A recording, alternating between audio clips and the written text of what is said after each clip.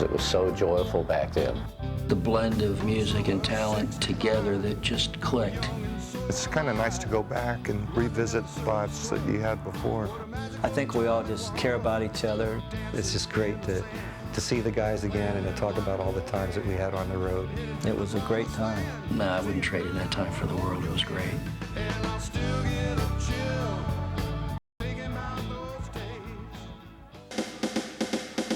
The Tropics got started with me and a guy named Ron Ferrer. We were in about the 6th or 7th grade, and we decided to put a band together. He played clarinet, I played guitar, and we played at our parents' parties. It was the early 60s. Clarinet was cool.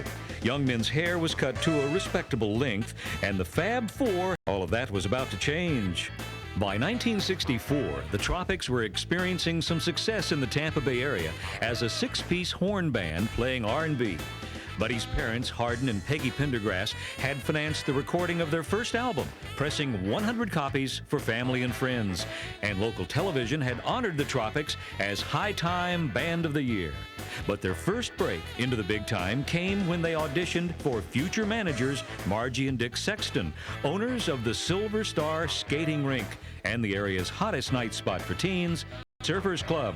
The deal was you auditioned and play at the skating rink. If you go over, well, then you get to play at the Surfers Club. After playing the Surfers Club, I got a phone call, and they said, we're considering managing a band, and we really like you guys a lot, but we're looking for more of a Beatle group, but we'd like to take you guys on if you'd be willing to make a change in your style. So the horns went, along with some band members, and the beginning of 1965 saw the management team of Margie and Dick Sexton reshaping the Trop with Buddy Pendergrass, Mel Dreyer, Eric Turner, Bobby Shea, and Charlie Souza. Dick Sexton showed us how to do steps. He used to come in our rehearsals and tell us about what this band did and what that band did. We wore matching suits and learned how to bow like the Beatles. My husband and I, we would just rehearse in the clubhouse, and they were so young that they would just do anything we would ask them to do. At that time, you know, you couldn't just go out there and play your, all originals. So we decided, well, we'll do the cover tunes and try to do them as close as we could to the record. We were just basically, local act that wanted to get national. We were the house band at the Surfers Club. That's when we really got our start, getting real serious about the band, maybe getting a hit record and making it big. It wasn't long before the Tropics began to climb the charts in the Southeast with original material. I was elated when I heard I Want More on the radio. We wrote that with Phil Gernhardt, who wrote a lot of other hits with different bands. It was a lot of fun. There were a lot of fans. And a lot of girls and groupies. Everybody was in love with one of them. So each wife would have their hands full.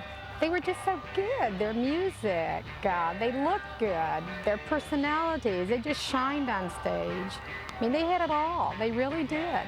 They knew they were headed somewhere. 5 guys ready to set the world on fire. And the world did sit up and take notice in July 1966 when the Tropics entered the International Battle of the Bands and won. We left Tampa thinking that this is a big deal. It's getting national publicity.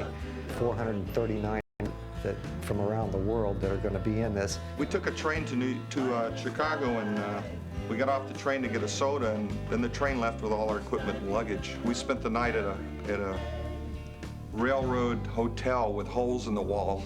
We all had paper wads because we threw them at the rats when they came up in the hole. So we had to wait till the next day to catch the train.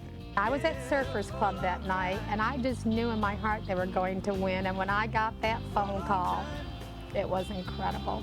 We all had stars in our eyes. And so we just thought that was the beginning. And it basically was, in a lot of ways. We got a recording contract with Columbia.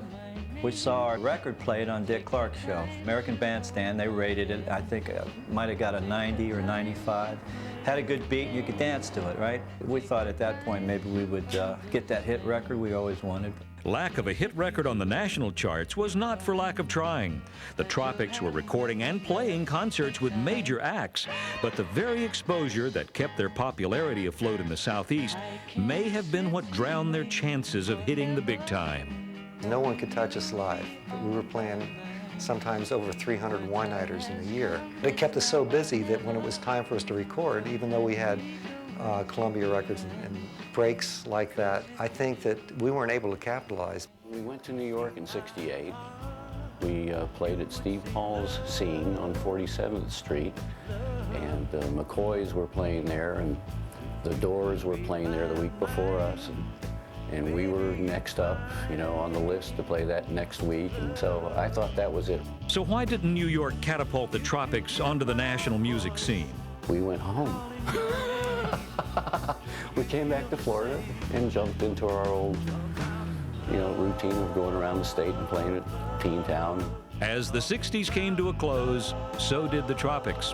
In 1969, they decided to give up chasing that elusive big break and go their separate ways.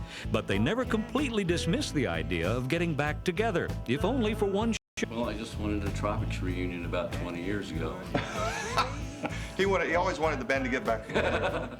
Now, with music still revered by fans and sought after by collectors, the Tropics are ready to do it again. Their 30-year reunion concert will feature not only their past hits, but 2 new songs, Still Get a Chill and Live Your Dream, both fitting for the occasion. Putting the show together has meant coordinating the schedules of 5 busy lives from Florida to California. But now, like before, it's been a labor of love. There's a lot of love in this band. It comes out in the music. The Tropics ended at a time when maybe they could have gone on and done something better. So now they get to enjoy what they didn't finish. I don't think we'd ever broke up if we knew then what we know now. We look back on it now after 30 years, and we didn't realize at that time just how much fun we were having. Want to relive maybe just one night. Still get a chill.